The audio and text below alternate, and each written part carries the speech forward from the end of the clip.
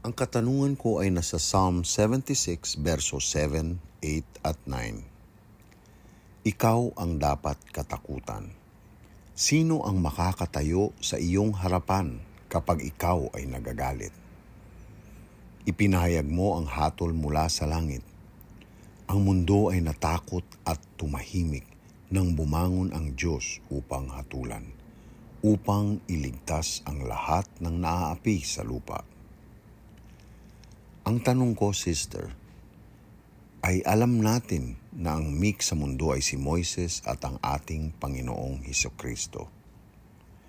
Nais kong turuan mo kami, sister, kung papaano tayo bilang mga anak ng Diyos ay maaaring maging meek.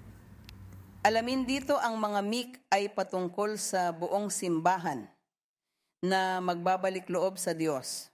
At itong salmo ay nagtatapos. Ito ay kapag sa buhay na walang hanggan, ang Panginoon ay tatawagin ang kanyang mga napili, kapag siya ay hahatol, at sa kanyang mga napili sinasabi niya na magkakaroon ng bagong langit, bagong lupa, at ang Panginoon ang siyang magbibigay liwanag dahil walang araw o buwan, at siya ang magbibigay liwanag, at sinasabi na ang kasal ng kordero ay magaganap, kaya ito ay magiging isang magandang bagay. Doon natutupad ang bersong ito na nagsasabing para iligtas ang lahat ng meek sa lupa. Ang mga taong mula sa simula ay kinausap ng Diyos hanggang sa huli, kapag ang Panginoon ay dumating na sa mga ulap para sa kanyang simbahan at kunin ito. At doon itong berso ay nagtatapos na sinasabi para iligtas lahat ng meek. Ang mga meek ay ang mga taong willing sa kanilang mga puso na maniwala at magtiwala sa Diyos, na hanapin at sundin ang landas ng Diyos hanggang sa katapusan ng kanilang buhay. Sila ang meek. Dahil ang mga taong hindi meek ay ang mga suwail, mayabang, mapagmataas, matigas ang puso, foolish, ang mga naging mga atheist at hindi naniniwala sa Diyos na ang Diyos ay wala. Kabaligtaran sila ng meek. At ang meek ay ang tumatanggap, ang naniniwala, hinahanda ang puso para sa ating Diyos. Kaya ang lahat ng mga kinakailangan ng isang tao ay nagsasabi sa atin na ang tao ay dapat magkaroon ng pagmamahal, magkaroon ng kabaitan, magkaroon ng awa, magkaroon ng kapayapaan, maging meek. Sinasabi nito na tinitipon ng meek ang lahat ng bunga ng Espiritu. Tinitipon niya ang mga ito at pagkatapos ay maliligtas siya, dadalhin siya ng Diyos sa buhay na walang hanggan. At kapag nakuha na niya ang kanyang simbahan, sasabihin niya, awa narito, iniligtas ng Diyos ang meek sa lupa. Sa lahat ng mga tao mula sa simula, sabihin natin, mula kay Adan hanggang sa huli, kapag dumating ang Diyos, sila'y sanay maliligtas, maniniwala, at hanapin ang Diyos. Sila ang mga meek na nag-aalay ng kanilang puso para sa Diyos.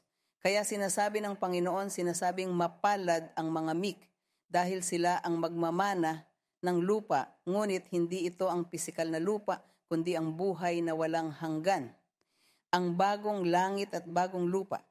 Kaya sinasabi na ang mga meek ang magmamana ng bagong lupang ito, at ito ay nasa eternidad. Dito sinasabi ng Panginoon na ikaw ay bumangon upang maghusga at magligtas. Hindi pa ito nangyari. Hindi pa ito naganap.